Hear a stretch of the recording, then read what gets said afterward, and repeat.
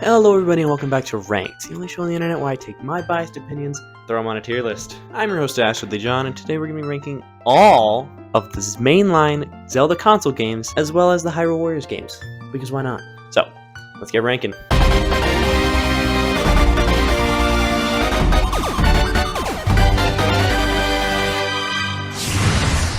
Let me just say that these are my opinions, and I haven't played every Zelda game. I know, it's crazy. If you want to rank the games yourself, head down to the link in the description and tag us with hashtag ranked right here. Another thing to note is that I've always enjoyed the Legend of Zelda games. I truly believe that they're all really good in their own way, with a few exceptions. I'm looking at you, Four Swords Adventures. Anyway, let's get on with this. First up, we've got the original Legend of Zelda on the NES. This game was and forever will be iconic. I mean, it's the first game. It's at the stage for basically every Zelda game to come. For that, we're putting this game in B tier. Next up on the list, we've got Zelda 2: The Adventure of Link.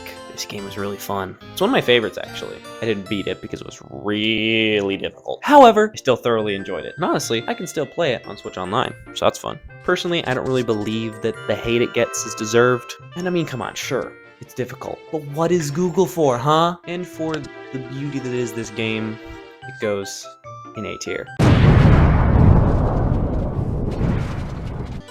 A Link to the Past. Potentially the greatest video game of all time. It set the stage for Zelda games in the future past this. I mean, it really set the formula down. It really solidified the formula. It also raised the bar for gaming exponentially high. At the time, it was the greatest game of all time at that point. I would give it an A tier, personally. It's definitely not a bad Zelda game. I mean, it's a good game, but it's just not my favorite, that's all. So, A tier. It could be better, but it's definitely not the same as Four Swords Adventures. Just saying. Now we get into the really fun stuff. Zelda Ocarina of Time. This game, beautiful. Once again, set the stage for essentially every Zelda game past it. I mean, it took the formula of A Link Between Worlds and just BAM! Honestly, I feel like it probably was up there because it was a 3D game. I mean, sure, it wasn't 3D, but it was the first multi-dimensional game, you know what I'm saying? It was a blast. And for that, we're giving it S tier, baby. Next up is Majora's Mask. Now, this game was, it was such a beautifully crafted piece of artwork. It was beautiful.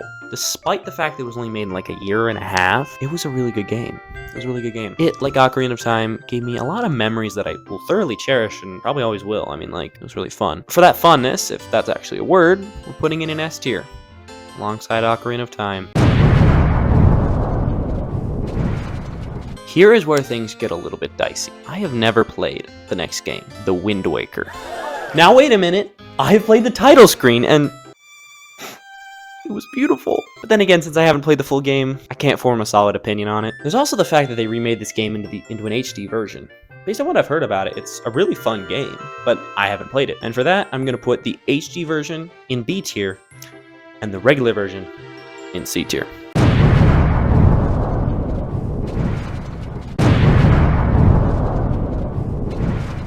I get the feeling that the next game is going to get a little bit more dicey than it already was. It's going to get more I'm going to get chopped up into a bajillion pieces by you guys in the comments. Next up is Four Swords Adventures. Based on what I've seen about this game on the internet, it's a good game, but I've never played it again. And I kind of have this thought in my head that it's just a really bad game. I'm going to put it in D tier. I'm sorry. Next is Twilight Princess. This is starting to get a little redundant. I haven't played this one either. This one is a pretty cool game based on what I've heard about it. I did read the manga for it, so I know all about the story, if it's the same general idea. I really liked the manga. I mean, it was a good manga. I wouldn't say that this game is essentially comparable to Wind Waker, since I've never played it as well. I mean, they're just kind of the same. Where do these go? Normal one, C tier. HD one, B. Right next to Wind Waker.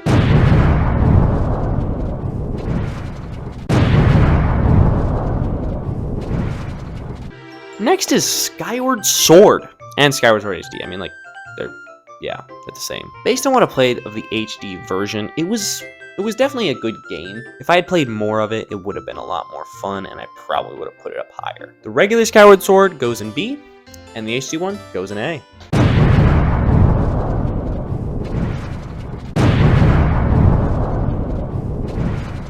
Next up, we've got Hyrule Warriors. There's different versions of the same game. We're lumping them all into one thing. This game was a blast. Not gonna lie, it was really fun. I didn't have as much fun as our next one though, but it was still a solid A. Now we're on to our final 3 games. Now these games are all amazing, especially with Ocarina of Time and Majora's Mask in the mix. This is just my favorite Zelda games in one tier list. They are the cream of the crop. These are the greatest Zelda games. First up is Hyrule Warriors Age of Calamity. I played it twice, basically. This game was really good. It was the best Zelda game spin-off. I found the story to be really solid, like really good.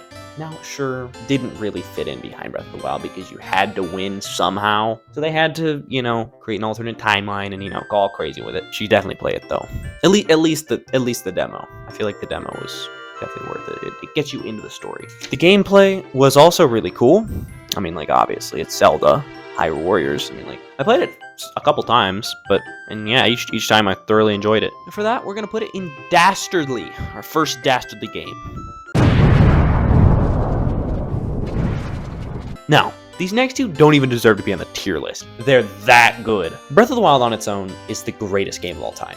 It was just so fun to play. Sure, it had its problems. Every game has its problems, but I still loved every second of it. And to top it all off, it was my first Zelda game, which is just beautiful. Thus, it is our second Dastardly game on the list. This last one, it's like if you took the greatest game of all time and turned it to 11. It's just, if you blew it out of the water. Tears of the Kingdom is essentially the greatest game made, somehow made better. Honestly, I don't know how Nintendo's going to top this in the future. I honestly don't. Not sure how it works that you just take the greatest game of all time and then make it somehow better. Tears of the Kingdom gets Dastardly Plus. Yes, we had to make an entirely new tier list for Tears of the Kingdom because it is that good. So with that, consider the Zelda console games right. And thank you all for watching this incredible episode of Ranked. If you enjoyed the episode, feel free to subscribe and ring the bell so you don't miss out on our next episode, Zelda Portable Games. Speaking of a bell, Josiah and I are going to have a boxing match if we hit 1,000 subscribers by the end of the year. So consider that an incentive. Who would not want to see some epic boxing? Am I right? Alright, see you next time. Peace.